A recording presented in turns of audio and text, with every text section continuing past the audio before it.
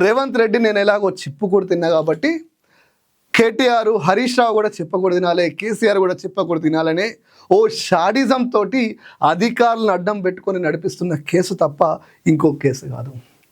రెండు రాష్ట్రంలో కేంద్రంలో రెండు జాతీయ పార్టీలు కాంగ్రెస్ బీజేపీ పార్టీలు కేటీఆర్ను బదనాం చేసడం కోసం పెట్టిన బద్మాషి కేసు లెక్క కనిపిస్తుంది తప్ప నాకు ఆ కేసులో బలం ఉన్నట్టు కనిపిస్తలేదు.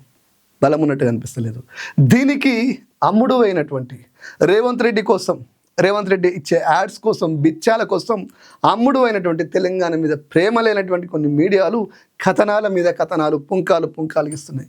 ఇయని పర్వాలేదు మిత్రులారా, ఇయని పర్వాలేదు. మంత్రులు ఏకంగా జడ్జిమెంట్లే ఇస్తున్నారు.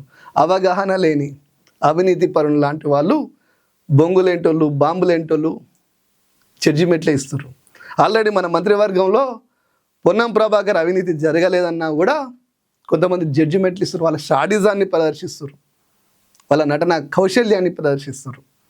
మళ్ళీ చెప్తున్న మిత్రులారా, రేవంత్ రెడ్డి ప్రభుత్వం బలవంతంగా నడిపిస్తున్న కేసే తప్ప దీనిలో అవినీతి జరగలే, ఆధారాలు లేవు, ఏమీ లేవు.